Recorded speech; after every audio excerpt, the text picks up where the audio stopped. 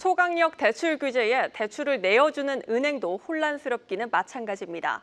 대책 내용을 미리 알지 못했던 은행들은 주말 새 온라인 비대면 대출 영업을 중단했습니다. 강력한 부동산 정책이 은행권에 미칠 영향, 유주한 경제부 기자와 따져보겠습니다. 유 기자, 주요 은행들 워낙 갑작스럽게 이렇게 대책이 발표되다 보니까 일단 비대면 대출부터 막은 상황입니다. 현장 분위기 어떻습니까? 네, 맞습니다. 지난주에 이제 대출 규제를 골자라는 부동산 정책이 매우 전격적으로 발표된 만큼 대출 등의 업무를 처리해야 하는 은행들도 사전에는 내용을 알 수 없었다는 입장입니다. 아시다시피 국내 부동산 거래가 주로 금융권 대출과 함께 이루어지고요. 대출 신청이 들어오면 은행권은 새로운 규제를 적용해서 이를 심사해야 하는데요. 대부분 절차가 전산으로 이루어지는 비대면 대출의 경우 이 바뀌는 조건 등을 미리 설정하지 못한 상황이어서 일단은 필요한 작업을 마칠 때까지는 중단 조치를 해놓은 상황입니다. 이 당국은 당초 주말 사이에 시스템을 정비해서 당장 이번 주부터는 혼선이 없게끔 해달라고 업계에 당부한 것으로 전해지는데요. 은행권 실무 현장에서는 시간이 좀 더 걸릴 것으로 보고 있습니다.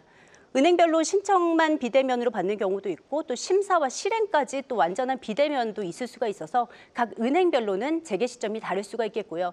은행별로 수일에서 일주일 또는 그 이상까지도 걸릴 수 있습니다. 네, 재개 시점도 현재로서는 불분명한 상황입니다. 이런 강력한 대출 규제 조치가 은행 입장에서 굉장히 부담스러울 것 같습니다. 네, 당연합니다. 주담대의 경우에는 전체 대출의 한 10% 정도가 또 신용대출의 경우 80% 정도가 비대면으로 이루어지는데요. 이 재개 시점이 불분명한 상황에서 일단 전면 막아뒀기 때문에 당연히 부담이 될 것이고요. 여기서 더 길게 보면은 이번 조치로 인해 은행 입장에서는 가계대출의 성장세 둔화를 피하기가 어려울 전망입니다. 정부는 이번 조치로 전체 금융권 가계대출 규모의 증가폭을 현재 약 연간 75조 원 수준에서 이보다 20조 원씩 낮은 수준으로 유지해 나가겠다라는 목표를 밝혔고요. 구체적으로는 각 은행들에게 연초 제출했던 목표 중에 하반기 가계대출 목표를 절반으로 줄이라고 주문을 했습니다. 자, 상반기 은행권의 가계대출이 정책대출을 포함해서 이미 20조 원을 넘어섰습니다. 하반기에는 이를 대폭 줄여야 하고요. 얼마까지 줄일 수 있는지가 각 은행의 관건으로 떠올랐다고 볼 수 있겠습니다. 참고로 은행들의 올해 전체 가계대출 목표치가 14조 원에 불과했던 걸로 알려지고 있습니다. 또 이번 대책의 영향으로 은행권 안팎에서는 가계대출의 연간 성장률이 4%에서 3%로 약 1%포인트 하락할 것으로 점치고 있습니다.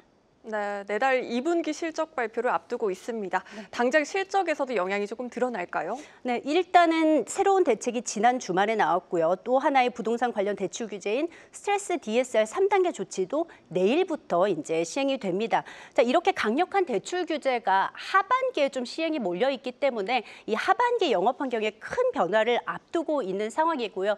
지금까지로 전망을 보시면은 실적 전망은 일단은 긍정적인 쪽에 더 가깝다고 볼 수 있겠습니다.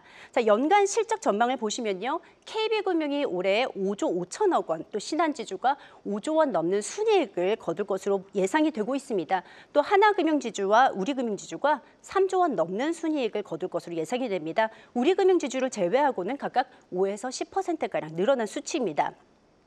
자, 금융권 관계자는 이번 대책의 영향에 대해 이렇게 밝혔습니다.